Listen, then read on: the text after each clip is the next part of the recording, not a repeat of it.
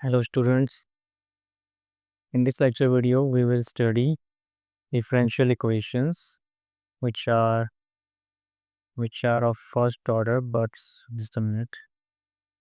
Okay, so which are of first order but not of first degree.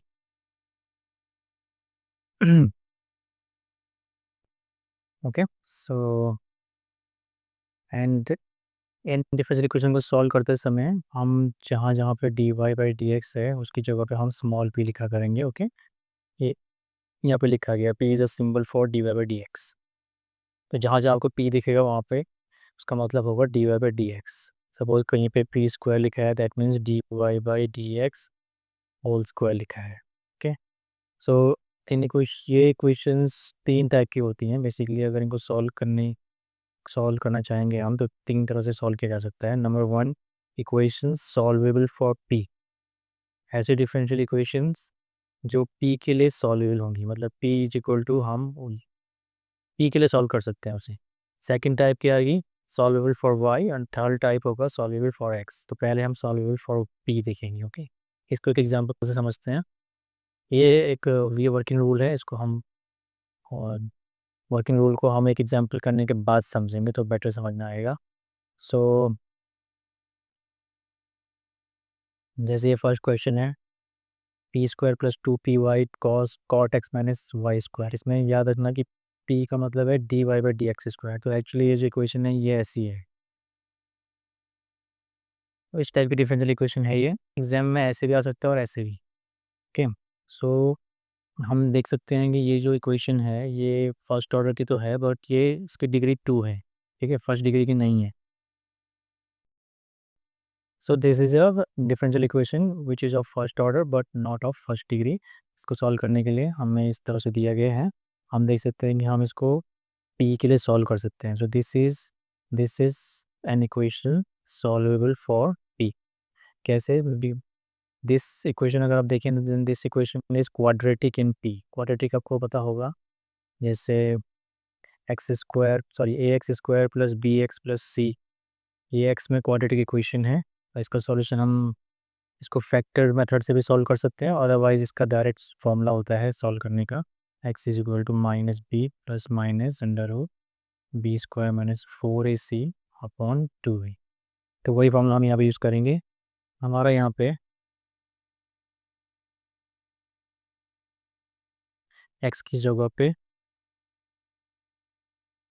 p है. Okay, so this is quadratic in x, this is quadratic in p. और जो ये cot x Y square है इनको हम constants की तरह treat करेंगे. So solution of this equation which is quadratic in p is given by p is equal to minus B मतलब x का कोफिशिएंट, दैट मीन्स p का coefficient. Okay, a quadratic equation in P will look like this: AP square plus BP plus C is equal to 0. तो A की जगह हमारा 1 है, B की जगह पे हमारे पास 2y cot x है, और C की जगह पे माइनस वाई स्क्वायर है. तो इस फॉर्मूला में हमने ये रखा ए बी सी की values. So we get P is equal to this. इसको सिंप्लीफाई किया, यहाँ पे 4y स्क्वायर कॉमन आएगा, कॉट स्क्वायर एक्स प्लस 1 बचेगा, cot square plus 1 cosec square X हो जाएगा, and then square root simplify करके हमें ये मिला. ठीक है, प्लस और माइनस दो वैल्यूज हैं पी की. सो एक बार हम प्लस लेंगे तो पी सॉरी एक बार हम माइनस लेते हैं तो पी की वैल्यू आ गई ये, और एक बार हम प्लस लेते हैं तो पी की वैल्यू आ गई ये. अब हमारे पास दो डिफरेंशियल इक्वेशन है. Remember P is D Y by D X. एक डिफरेंशियल इक्वेशन ये है और एक डिफरेंशियल इक्वेशन ये है.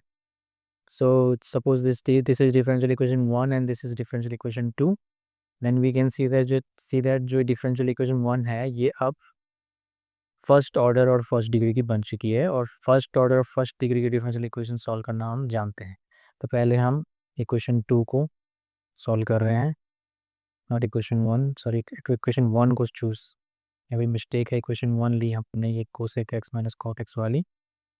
तो ये d Y by D x equal इतना है, तो ये वेरिएबल सेपरेबल केस है. वाई यहाँ नीचे आ जाएगा, क्रॉस मल्टीप्लिकेशन करेंगे, वाई आ जाएगा डी वाई के नीचे, so we get this. D x आ जाएगा इसके साथ, सो वी गेट दिस.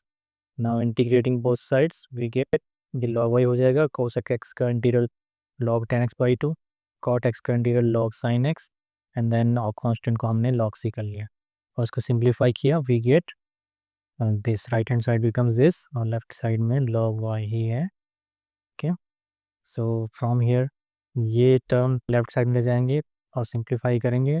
ये हो जाएगा log of y into 1 + cos x is equal to log c. So this is equal to c. ये आ गया हमारा इक्वेशन 1 का सॉल्यूशन. उसी तरह से सिमिलरली इक्वेशन 2 भी बिल्कुल वैसे ही है, बस माइनस और प्लस का डिफरेंस है. इसको भी सॉल्व करेंगे तो हमारा आंसर आएगा ये. ओके, तो अब आपको क्या करना है, दो जनरल सॉल्यूशन मिल गए हैं, इन दोनों को मर्ज करना है. तो जो फाइनल जनरल सॉल्यूशन होगा हमारा ओरिजिनल डिफरेंशियल इक्वेशन का, वो होगा, उसको लिखने का तरीके दो हैं. एक तरीका है जिसमें आप इसको हम लिख सकते हैं, देखिए, y into 1 + cos x minus C is equal to 0. और इसको लिख सकते हैं y into 1 - cos x minus C is equal to 0. So the original general solution हो जाएगा हमारा, general solution will be this into this is equal to 0. Okay, that means this into this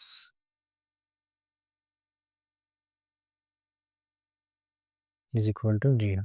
इस type से भी लिख सकते हैं general solution, और जैसा इन्होंने लिखा है इस टाइप से लिख सकते हैं. ठीक है, तो इसी को फॉलो करेंगे हम, यही बेटर है.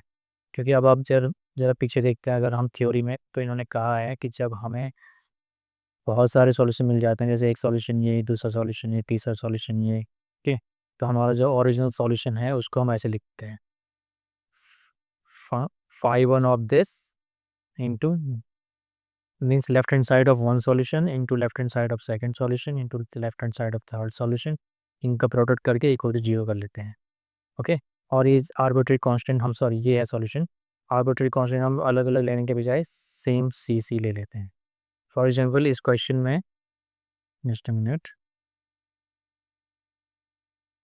हाँ, इस क्वेश्चन में जो हमारा पहला सॉल्यूशन है ये phi 1 इक्वल टू 0, ये है दिस, इसको ऐसे लिखा हमने, तो ये हमारा phi 1 है इक्वल टू 0. ठीक है, एंड phi 2 इक्वल टू 0 है हमारा, ये phi 2 इक्वल टू 0. तो original solution will be phi 1 into phi 2 is equal to 0. इस तरह से भी लिख सकते हैं आप सॉल्यूशन. ठीक है, एग्जाम्पल 2 देखते हैं. ये भी पी में ही, पी के लिए सॉल्व हो सकता है, because again this is a quadratic equation, द्विघात समीकरण है ये पी में. तो इसको हम उस जो हमने ऊपर फॉर्मूला यूज किया वो उससे भी कर सकते हैं, और डायरेक्ट हम इसको फैक्टराइज करके ऐसे लिख सकते हैं. So this becomes this. From here we get p is equal to 2 and p is equal to 3. p is equal to 2 means this, p is equal to 3 means this. इसको हम solve करेंगे integrating both sides. ये भी variable separable case है, तो we will get this. इसको solve करेंगे, we will get this. Okay, so from here इसको पहले राइट हैंड साइड में 0 लिखना है, इसको हम ऐसे लिख सकते हैं. तो ये हो गया phi 1 इज इक्वल टू 0. इस सेकंड सॉल्यूशन भी उसी तरह से लिखना है, लेफ्ट राइट हैंड साइड में 0 चाहिए. So we get this. So the required solution, जो ओरिजिनल सॉल्यूशन हमारा, वो हो जाएगा this into this equal to 0. Okay, okay, so here are some exercises you can solve. These all are solvable for p equations. So solve these yourself. The answers are given here. Now type 2 is equations which are solvable for y. कभी कभी क्या होंगी, जो differential equation दे रखी होंगी जो first order की हैं बट फर्स्ट डिग्री की नहीं है, वो p के लिए सॉल्वेबल नहीं होंगी. ठीक है, तो हमें उनको y के लिए सॉल्वेबल करना पड़ेगा. मतलब अभी तक जो हमने मेथड देखा वो एप्लीकेबल नहीं होगा उसके लिए. जैसे ये इक्वेशन देख लीजिए, ये p के लिए भी सॉल्वेबल है, वैसे ये p में भी क्वाड्रेटिक है, बट y के लिए भी सॉल्वेबल है ये, राइट. जैसे ये इक्वेशन है, ये p के लिए सॉल्वेबल है लेकिन y के लिए नहीं है, इसको हम y इक्वल समथिंग नहीं लिख सकते, राइट. बट अभी जो हम पढ़ रहे हैं टाइप 2, वो y के लिए सॉल्वेबल होंगे. जैसे इसको हम लिख सकते हैं y इज इक्वल टू, और ये पी एक्स को राइट साइड में ले जाके इसको ऐसे लिख सकते हैं. So this is an equation which is solvable for y. ये है टाइप 2. ये अब हम अभी देखेंगे. वर्किंग मेथड इसका ऊपर लिखा हुआ है, जस्ट अ मिनट. यहाँ पे वर्किंग रूल दिया गया है, इसको हम बाद में समझेंगे, पहले मैं यहाँ समझा देता हूँ. तो सबसे पहले हमें इस इक्वेशन को y के लिए सॉल्व करके लिखना है. इक्वल टू दिस, ये जो भी होगा, ये x, यहाँ पे x और p आएगा, तो function of x and p है ये. इसको हम फाई ऑफ एक्स पी लिख सकते हैं, मतलब some function of x and p, जिसका नाम मैंने फाई रख दिया। ठीक है, y is equal to some function of x and P की फॉर्म में इसके क्वेश्चन को लिख देना एक बार।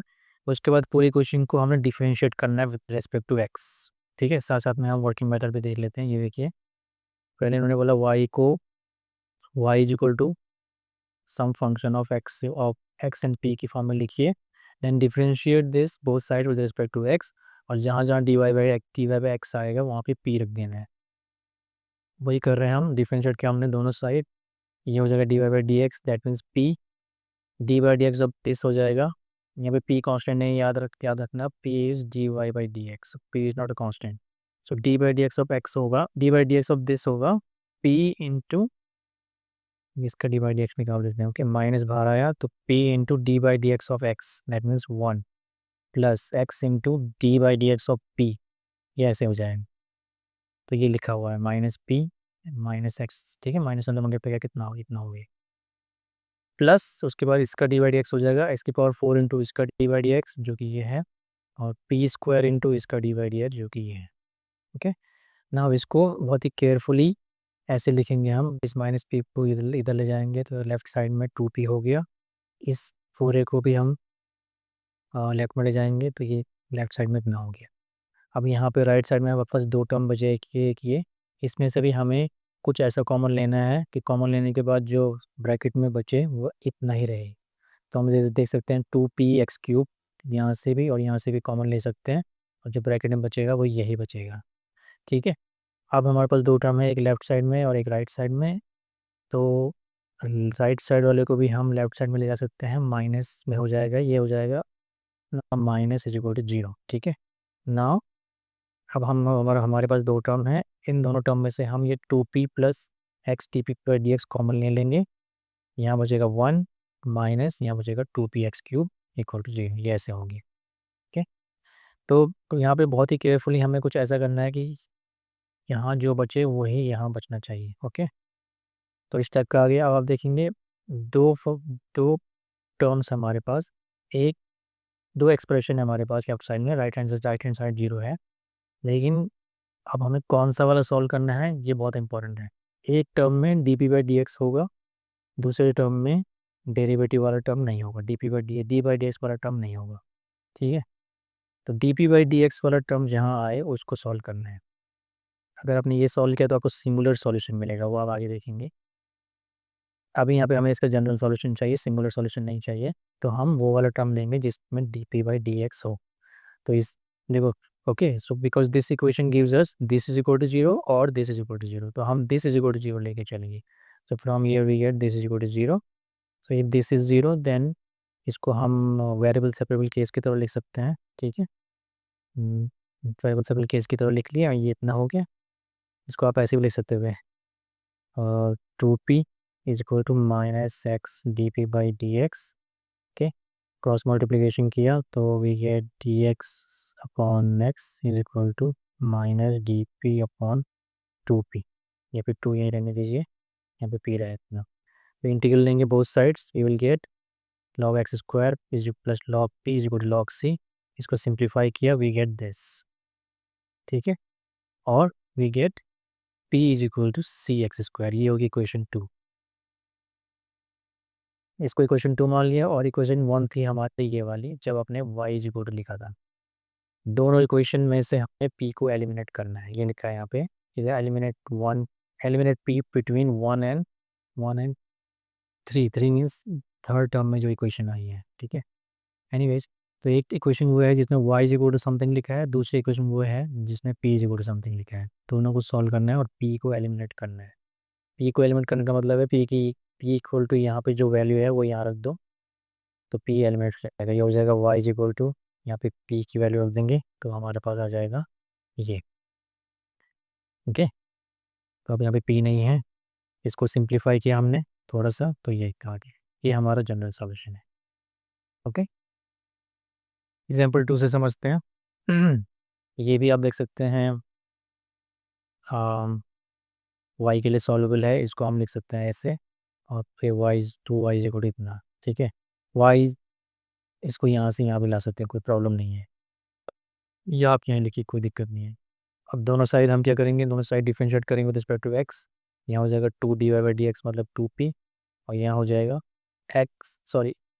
p into 1 + p into d/dx of this 1 plus x into d/dx of this. d/dx of this क्या हो जाएगा, देखिए इस टर्म का d/dx हो जाएगा d/dp of p plus 1/p। पहले इसका d/dp करेंगे, उसके बाद dp/dx करेंगे। ठीक है, सो d/dp ऑफ दिस हो जाएगा 1 और 1/p का -1/p² इंटू dp/dx, ये हो गया। उसके बाद ये वाला टर्म हम लेफ्ट साइड में लाएंगे, तो 2p माइनस पी पी हो गया, और ये -1/p हो गया। यहाँ राइट साइड में केवल इतना बचा है हमारे पास। Okay, now we can see that in दोनों टर्म में, ओके यहाँ पे बहुत शॉर्टकट में इन्होंने लिखा है, बट यहाँ पे मैं सारे टर्म्स सारे स्टेप लिख देता हूँ। इसको जब आप सिंप्लीफाई करेंगे, इसमें से इसे घटाएंगे, तो p² - 1 हो जाएगा, p² - 1/p, और ये हो जाएगा p² - 1/p²। फिर क्रॉस मल्टीप्लाई करेंगे, आपको ये मिल जाएगा। ठीक है, और इस पूरे टर्म को लेफ्ट साइड में ले जाएंगे, राइट हैंड साइड 0 हो जाएगा। यहाँ पर आप देख सकते हैं p² - 1 कॉमन ले लीजिए, यहाँ पे बचेगा p माइनस यहाँ बचेगा x dp/dx is equal to 0। अब फिर से दो टर्म्स आपको मिल गए हैं, उसी स्टेप पे पहुंच गए हैं हम। कौन सा टर्म लेना है आपको 0 के इक्वल, जिसमें dp/dx हो। ठीक है, तो इन्होंने p माइनस x dp/dx is equal to 0 लिया, और वहाँ से आ गया ये यहाँ से। ओके, रिमेंबर हमने वो टर्म लेना है जिसमें dp/dx हो, डेरिवेटिव वाला टर्म। सो ये हो गया। यहाँ ये वेरिएबल सेपरेबल केस है p और x में, इसको आप सॉल्व कर लीजिए, इसको ऐसे लिख दीजिए, इंटीग्रल इसका सॉल्व कर लीजिए बेसिकली।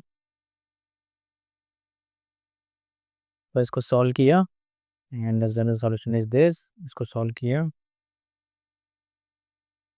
ये यहाँ से आके p equal to cx। Okay, so ये इक्वेशन 2 है, और इक्वेशन 1 थी हमारे जहाँ पे हमने y इक्वल टू ये मानते हैं हम। ठीक है, इक्वेशन 1 लिखा हुआ है। इक्वेशन 1 और 2 से फिर से हम p एलिमिनेट करना है, मतलब p की वैल्यू cx यहाँ देनी है, और हमें मिल जाएगा ये। इसको सिंप्लीफाई किया थोड़ा सा, ये आपका आंसर आ गया, जनरल सॉल्यूशन। सिमिलरली आप ये वाला क्वेश्चन भी देख सकते हैं, यहाँ पर ये सम फंक्शन ऑफ x p² लिखा है, कोई बड़ी बात नहीं है। यहाँ पे से भी इसको पहले हम y इक्वल लिख देंगे, y इक्वल some function of x and p। ये क्वेश्चन 1 हो गया। डिफरेंशिएट किया दोनों side with respect to x, तो हमें ये मिला। डिफरेंशिएट बहुत केयरफुली करना है। फॉर एग्जांपल इसका डेरिवेटिव तो यहाँ पे इन्होंने ये लिखा है, लेकिन इसका डेरिवेटिव होगा पहले f का डेरिवेटिव होगा। ओके, तो f डैश ऑफ दिस, फिर x p² का डेरिवेटिव होगा ये, एंड फिर यहाँ पे थोड़ा सिंप्लीफिकेशन किया, p को ये इस बार यहाँ ला गए, कोई दिक्कत नहीं है। तो ये ऐसे हो गया, और यहाँ पर भी हमें कुछ ऐसा टर्म कॉमन लेना है कि जो कॉमन लेने के बाद बचे वो भी यही बची है। तो ये हो गया। तो अब हमारे पास एक टर्म ये है, दूसरा टर्म ये पूरा है। दोनों टर्म में से ये p+2x dp/dx कॉमन ले लिया, तो हमारे पास यहाँ बचेगा 1, यहाँ बचेगा इतना। ये दिस इंटू दिस इज 0। अब हमें ये वाला टर्म लेना है जिसमें dp/dx है, तो यहाँ से आ गया ये। इसको सॉल्व किया, सॉल्व करने के बाद p को कितना आया। फिर इस इक्वेशन 2 और इस इक्वेशन 1 में से p को एलिमिनेट किया, p की जगह c/√x रखना है इसमें, तो ये हो जाएगा y+2c/√x ये प्लस फंक्शन ऑफ x और c/√x²। तो ये सिंप्लीफाई करके आंसर आ गया। ओके, उसी तरह से ये भी क्वेश्चन है, आप देख सकते हैं पॉज करके, काफ़ी लेंदी है थोड़ा ये क्वेश्चन। लेंदी तो होते ही हैं, में मिस्टेक होने के भी बहुत चांस होते हैं। ओके, सो ये एक्सरसाइजेस हैं सॉल्वेबल फॉर y के लिए, और ये आंसर है।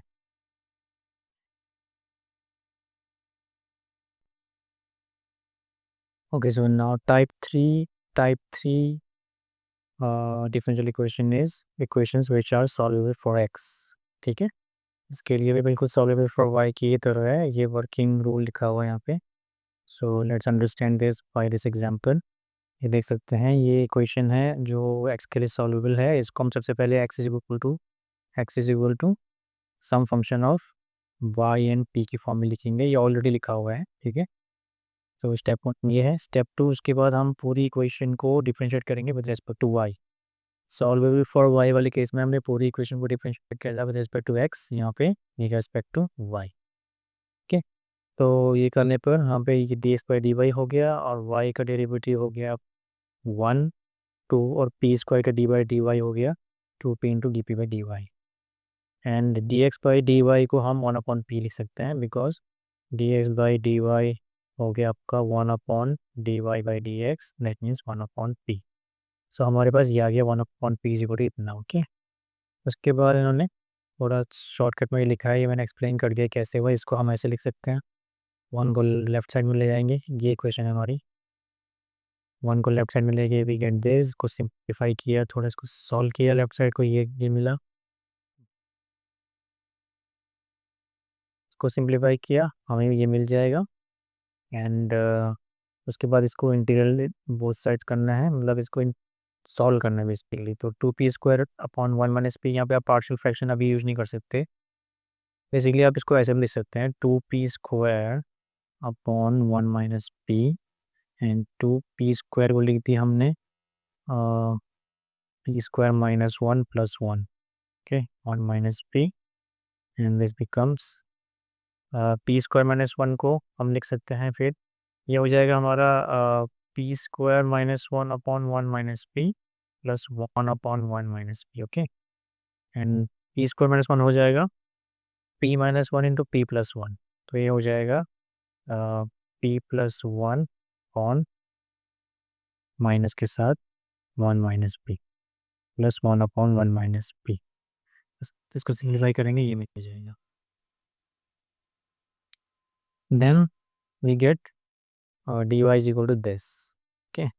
उसके बाद कुछ नहीं करना है, ये y और p में डिफरेंशियल इक्वेशन मिल गई है, इसको सॉल्व करना है, इंटीग्रेट करना है बोथ साइड्स, ये वो y हो जाएगा, इसका इंटीग्रेट करेंगे, so we will get this plus c। So y is equal to इतना मिल गया हमारे पास, ठीक है, fine, okay. So y is equal to इतना मिलने के बाद नाउ अब हमें क्या करना है, यहाँ पे इन्होंने y की जितनी वैल्यू है ये इक्वेशन 1 में रख दी है, फिर हमें ये मिला है, और अब ये बोल रहे हैं कि जो जनरल सॉल्यूशन है, जो फाइनल सॉल्यूशन है हमारा, वो इस इक्वेशन जिसको इन्होंने 2 माना है, इस इक्वेशन और इस इक्वेशन से मिलके, मतलब this equation and this equation together give the required solution, ठीक है। मतलब ये समझ लीजिए कि इस क्वेश्चन का जो आंसर है वो है x is equal to Y plus P square and x is equal to C minus this. तो ये भी आंसर है, ओके। और आप ये भी कर सकते हैं कि जैसे हमने सॉल्वेबल फॉर y वाले केस में किया था कि the final solution of this differential equation is given by eliminating p between this equation and this equation, ठीक है। अब हम देख सकते हैं p एलिमेंट करना इतना आसान नहीं है इन दोनों में, ओके। इसलिए जब आपको लगे कि p एलिमेंट नहीं कर पाएंगे, तो आप ये लिख सकते हैं कि the final solution can be obtained by eliminating p between equation 1 and equation this, and also we can find the final solution by eliminating p between this and this, ठीक है। now next one is this equation, ये भी आप देख सकते हैं solvable for x है ये, इसको पहले x इज इक्वल इतने की फॉर्म में लिखेंगे, 2 को भी इधर ला सकते हैं, नहीं भी लाएंगे तो भी ठीक है। now differentiate both sides, we will get this। उसके बाद इसको थोड़ा मैंने और सिंप्लीफाई कर दिया आपके लिए, मेजरमेंट, इसके लिए और सिंप्लीफाई मैंने कर दिया है कि वन, ये पूरा जो टर्म है इसको मैं लेफ्ट साइड में लाके जो भी सब्ट्रैक्ट करना था वो किया, और ये इतना हो गया, और राइट साइड में ये है। अब देखिए p plus Y D P by D Y है, तो हमारी कोशिश रहेगी यहाँ पे भी p plus Y D P by D Y आए, उसके लिए हमें यहाँ पर 1/p² कॉमन लेना पड़ेगा, ठीक है। तो ये उन्होंने 1/p² कॉमन ले रखा है लेफ्ट साइड में, तो फाइनली ये हमें मिल गया, ये सब कुछ हम लेफ्ट में ला के राइट में 0 हो गया। अब यहाँ पे हम ये वाला टर्म, ओके, ये वाला टर्म कॉमन ले सकते हैं, p plus Y D P by D Y, और हमारे पास ये बचेगा। Now this into this is 0, तो ये भी 0 हो सकता है, ये भी, बट हम ये वाला 0 लेंगे, because d P by d, जिसमें D P by D y या d P by D x होता है, p का डेरिवेटिव जिसमें होता है वो वाला टर्म 0 के बराबर लेते हैं। तो when this is 0 we get this, okay, and integrating this we get this and this, ठीक है। So p is equal to c by y. यहाँ पर आप देख सकते हैं कि पी को एलिमेंट आसानी से कर सकते हैं हम। ये क्वेश्चन 2 है सपोज, और जो हमारी ओरिजिनल क्वेश्चन थी ये कह लीजिए या ये कह लीजिए, जहाँ पे हमने एक्स को function of Y and P के फॉर्म में लिखा था। वो इक्वेशन 1 ये है, इक्वेशन 2 ये है। We can eliminate easily, we can eliminate P between 1 and 2 easily. P की जगह पे सी बाई वाई रखना है यहाँ पे, तो आपको जगह 2x इज इक्वल टू यहाँ पे सी बाई वाई रखेंगे, वाई स्क्वायर बाई सी ऐसे आ जाएगा। ये पूरी क्वेश्चन ऐसी बन जाएगी। तो इस क्वेश्चन में आप देख सकते हैं कि पी एलिमेंट करना बहुत आसान था, लेकिन जो ये वाला क्वेश्चन था जिसमें पी एलिमेंट करना इतना आसान नहीं था, इसीलिए यहाँ पे हमने ऐसे लिखा है। ठीक है। तो अगर आपको लगे कि पी एलिमेंट करना आसान है तो आप पी एलिमेंट कर दीजिए, तो फाइनल आंसर जो आएगा उसमें पी नहीं होना चाहिए बेसिकली। ठीक है, फाइनल आंसर पी नहीं होना चाहिए। ओके, उसी तरह से आप ये you can pause the video और एक इसे देख सकते हैं आप। सिमिलरली ये भी किया गया है solution. Okay, and this then we have some exercises. Exercises हैं सॉल्वेबल फॉर एक्स की एक्सरसाइजेस हैं, और सॉल्व ये इस क्वेश्चन को आप देखेंगे तो ये सॉल्वेबल फॉर वाई वाला भी है, सॉल्वेबल फॉर वाई से भी हो सकता है। Okay, and solvable for X भी है। बेटर होगा सॉल्वेबल फॉर वाई से ही करें, because y is equal to already लिखा हुआ है। Okay, and these are the solutions. Now we come Clairaut's equation. Clairaut's equation भी एग्जाम में पूछी जाती है, बहुत आसान है, दिखा देता हूँ आपको। Any differential equation of this kind, y is equal to px plus any function of p. This kind of differential equation is called Clairaut's equation. ठीक है, where p has its usual meaning. P has its usual meaning is p is dy by dx. y is equal to px plus function of p. ठीक है, और ये सब जो अपने calculation इन्होंने कर रखी है, इन्होंने ये बता रखा है कि जो क्लेयर्स इक्वेशन है उसका जो जनरल सॉल्यूशन होता है वो होता है ये y is equal to C x plus function of c। ये वही फंक्शन है जो यहाँ पे है। अगर यहाँ पे एफ पी की जगह साइन पी लिखा है तो यहाँ आ जाएगा साइन c। अगर यहाँ पे एफ पी की जगह पे ई टू द पावर p लिखा है तो यहाँ आ जाएगा ई टू द पावर c। तो आप देख सकते हैं क्लेयर्स इक्वेशन का जो जनरल सॉल्यूशन है वो बिल्कुल क्लेयर्स इक्वेशन के जैसा ही होता है, बस p की जगह पे c होता है। Okay, y is equal to C x plus function of c. इसीलिए क्लेयर्स इक्वेशन वाले क्वेश्चन बहुत आसान होते हैं। आपको बस पहचानना है कि ये क्लेयर्स इक्वेशन है, और आपको एक लाइन लिखनी है कि this is the क्लेयर्स equation so the general solution will B this. ये सब नहीं करना है। ओके, इस पे बेस्ड क्वेश्चंस आपको देख लेते हैं, उसके बाद सिंगुलर सॉल्यूशन भी आएगा, इसको भी देखेंगे हम अभी। पहले हम क्लेयर्स इक्वेशन हम देख लेते हैं। Okay, so consider this question. इस टाइप का क्वेश्चन आ सकता है कि solve this. Okay, now we can see that ये सॉल्वेबल फॉर p तो नहीं है।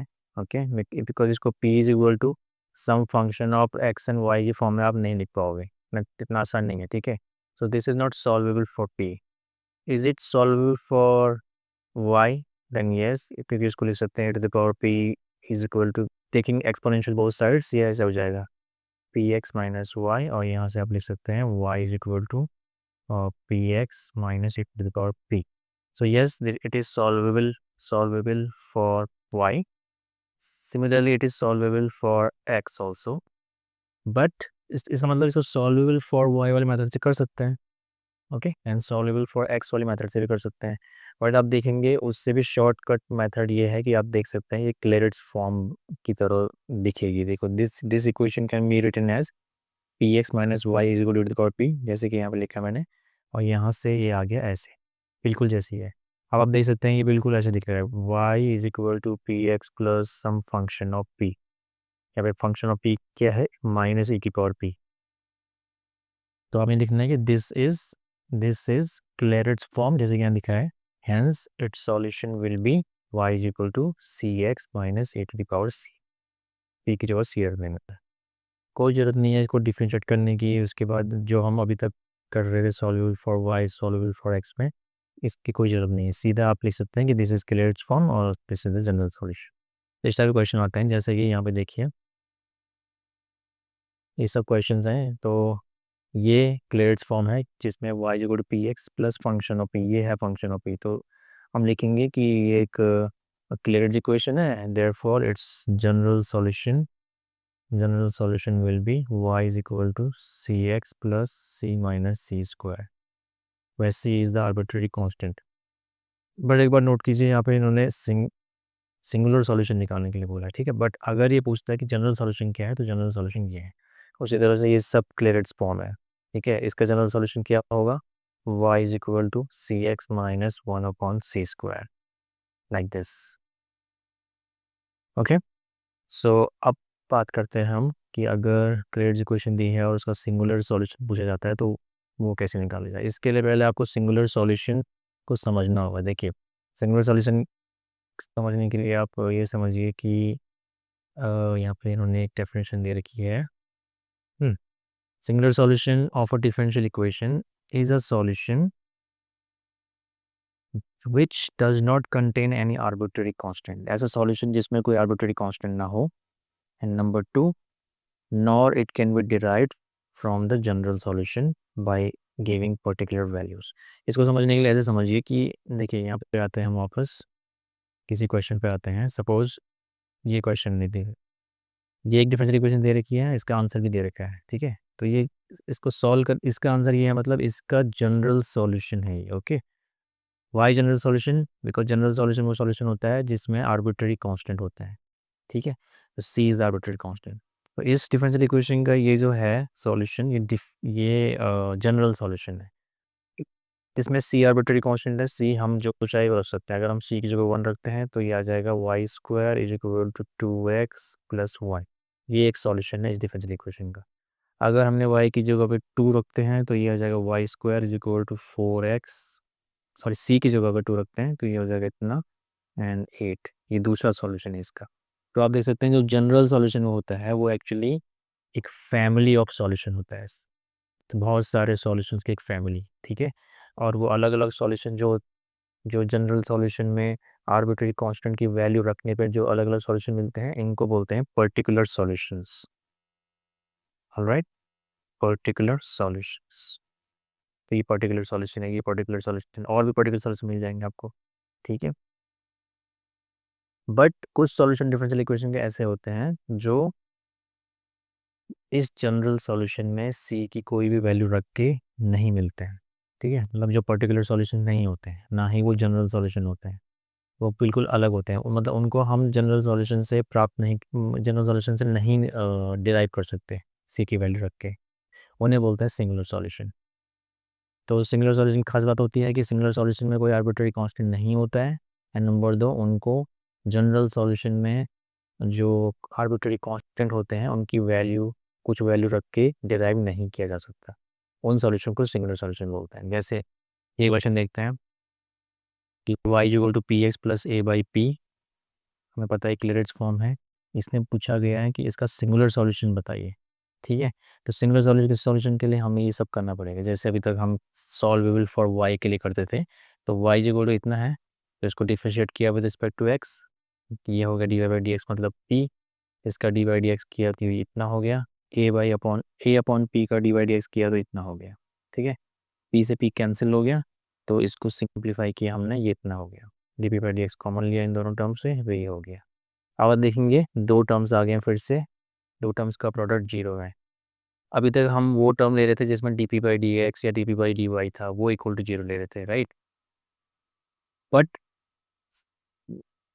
हमें अब दूसरा वाला टर्म लेना है जिसमें D P by D x या d P by D y ना हो। वो वाला टर्म जो अभी तक हम नहीं ले रहे थे उसको इक्वल टू 0 करना है, ठीक है। तो जब हमने x minus a upon p square को 0 किया, ये देखिए, तो ये देगा हमें सिंगुलर सॉल्यूशन। तो ये पार्ट हमें सिंगुलर सॉल्यूशन देता है, और ये वाला पार्ट इक्वल टू 0 करेंगे तो ये हमें जनरल सॉल्यूशन देता है। जनरल सॉल्यूशन में ऑलरेडी पता है कि क्या होने वाला है, y equal to C x plus a by c, because ये क्लेरेट्स फॉर्म है, ठीक है। ये दिखा के रखा है इन्होंने। एनीवेज, हमें हमें सिंगुलर सॉल्यूशन पूछा गया है, तो हम इस बार x minus a upon p square equal 0 करेंगे, ठीक है। तो ये लिखने के बाद हम लिखेंगे taking x minus a upon p square 0 we get p is equal to root a x. और फिर से वही, ये इक्वेशन 2 मान लो, और हमारी ये इक्वेशन 1 है जिसमें y इज इक्वल टू लिखा हुआ है।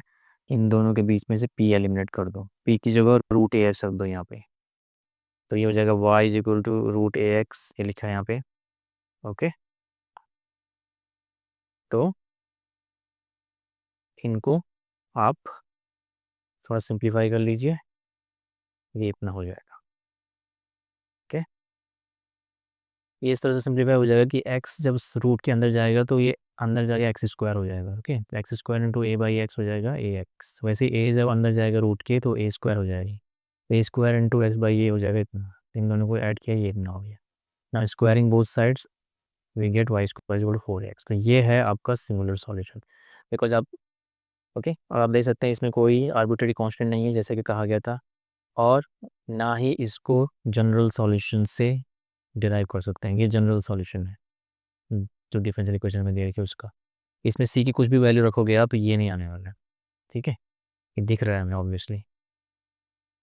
ओके, सो ये सिंगुलर सॉल्यूशन है। अब वाई इज़ दिस सॉल्यूशन, कैसे कैसे पता हमें सॉल्यूशन है? आप देखेंगे, आप इसको डिफरेंशिएट करेंगे, आपको ये इक्वेशन मिल जाएगी। ठीक है, so let's do it.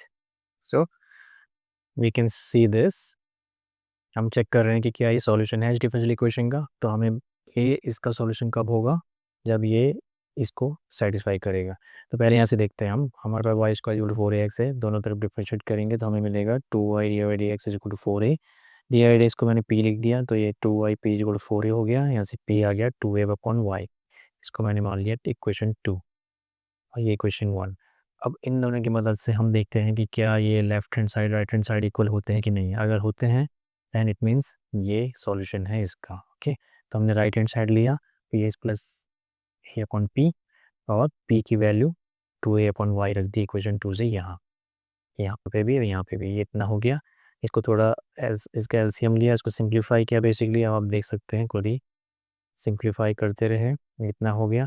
Y square की वैल्यू 4x रख दी हमने, बिकॉज वाई इक्वेशन 1 से वाई स्क्वायर 4x है। ओके, तो ये भी 4a स्क्वायर एक्स हो गया, ये भी 4a स्क्वायर एक्स है, ये 8a स्क्वायर एक्स हो गया अपॉन 2ay, 2 इससे ये 8a स्क्वायर कैंसिल हुआ, ये 4ax अपॉन वाई हुआ, और 4ax upon y is y, because y square equal 4x है, तो यहाँ से देख सकते हैं 4x अपॉन वाई वाई हो रहा है। तो हमने राइट हैंड साइड लिया और हमारे पास आ गया लेफ्ट हैंड साइड, जो कि लेफ्ट हैंड साइड था ये।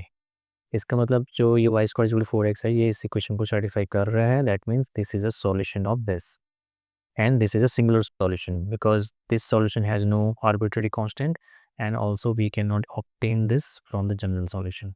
ठीक है, उसी तरह से ये भी है, ये कुछ दे रखा है इसका जनरल सॉल्यूशन निकालने के लिए तो नहीं कहा गया है, इसको आप देख सकते हैं, खुद ही देख लीजिए इसको, मतलब इसका जनरल सॉल्यूशन निकालने के लिए कहा गया। ओके, सिंगुलर सॉल्यूशन नहीं निकालना है, सॉल्व कहा गया, दैट मीन्स जनरल सॉल्यूशन। तो ये उन्होंने इस तरह से किया and we get this. Okay, ये आया and this solvable for y वाला केस है बेसिकली। तो ये आया, इसका सॉल्यूशन होगा y is equal to C x minus 1, और इसका सॉल्यूशन होगा y is equal to C x minus 2c। Okay, तो जनरल सॉल्यूशन हो गया this into this is equal to 0। Alright, तो ये था आपका सिंगुलर सॉल्यूशन एंड तो ये थे आपके differential equations of first order but not of first degree. ठीक है, so keep practising. Okay, thank you very much.